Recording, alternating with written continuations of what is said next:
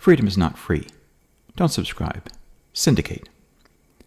When we find a publisher of a web page or video and desire to be made aware when new things are published, we typically hit a subscribe or like button. It is quick and easy, but there is a real cost in your privacy. It is not for your convenience, but you are being used as a tool by the subscription service provider. You are not the user, you are the product. You need to know what is happening and what are the alternatives. What is subscribing? While Google is dominant, Facebook and Twitter are similar. The speed and convenience they offer is essentially paid for by you in their control of what you see or what is hidden from you, and most importantly, how you are tracked. What is seen as tools for your benefit are in reality tools to mold you into the image of a minion. Remember that clicking that oh-so-easy subscribe button only works if you are already identified or signed in. It appears that you are simply placing another site to follow into your subscription list. In reality, your subscription list is for Google's benefit. They are trading you a bit of convenience for the ability to track you around the web, to promote or discourage you from seeing particular things, and to getting to know you personally in your relationships and desires. Pressure on publishers to get subscribers. A publisher is motivated to solicit subscribers as there are various minimums to reach before Google will offer additional services or monetary rewards. This turns publishers into an advertising arm of Google and submissive to Google's terms, which change over time. Knowing the users and publishers. Publishers embed links to Google services in their web pages, which allows Google to know when, from where, and often who is viewing each page. The publisher's site is acting as a data gathering service for Google. Using cookies, IP addresses, and other subtleties, Google has also tracks the user, even on different computers, and builds a massive knowledge base of who is doing what, when, and where. Putting the power into the hands of Google. Using big data techniques, reasonable guesses can be made about the publisher and viewers. A simple example to consider is if several sites offer or promote a particular persuasion. Google can correlate the users and viewers to have an educated guess of beliefs or views.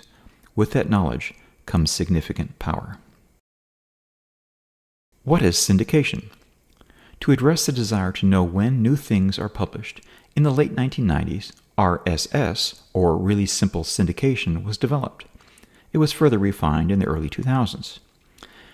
This is where a publisher would have a page on his site that returned data in XML, easily readable by humans and computers, that would give a description of the site, suggest how often new things should be checked for, and then a list of new things. A news aggregator or feed reader program would then collect from the sites what is new for the user to then view at his discretion. This program could be run by a service provider on the web or on the user's computer alone. But this gave independence to the user. In the eyes of Google, this should not be. Therefore, the saga of Google Reader and FeedBurner. This is an example of engulf and devour, or assimilation. The Google Reader program was a client for the RSS world that started in 2005. With the might of Google behind it, other news aggregators did not have the huge developer teams or marketing clout and faded away. Over time, Google assimilated the Reader customers into Google+. In 2013, Google shut down the Reader project.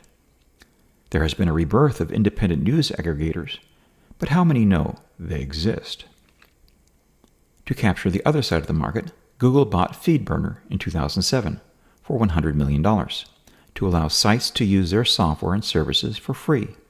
This made additional sites dependent on the Google empire. The purchase price was quickly recovered by knowing more of the users. In 2011, Google started the process of shutting down those services to assimilate clients to the Google Plus world of subscription and not syndication. If you look at Google's product list today, FeedBurner is no longer listed, but the service remains if you know that it's there. Syndication rather than subscription. For the minion, you have listened to too much already. Continue to allow Google to know the most minute details of your life. May your chains rest lightly on you. For the person desiring to be free and not tracked, consider syndication. It will be a bit more work, but it opens the door to privacy and the possibility of being less known by Google. Using an RSS link. The process of adding a link to a news aggregator varies, but is typically simple, but not one click. For example, for many aggregators, you simply enter the host name of a site such as chauffeurnexus.com. It automatically queries the site for expected information in the page's header, and the process is complete. Other options include using a full URL, such as http://chauffeurnexus.com/_feed. Otherwise, the process is similar. The advantage with this process is that the site can have multiple feeds, and you are selecting the one you want. Give it a try. Add the Chauffeur Nexus feed to your news aggregator. Hopefully, you'll be glad you did. Then consider other sites or publishers that you want to follow on your terms. Remember also that many publishers make their living off of the articles and videos they produce. If you use RSS, you limit their benefits from Google. If you are appreciative of what they produce, support them. Don't wait for them to ask. Do it today, so they can provide content for you tomorrow.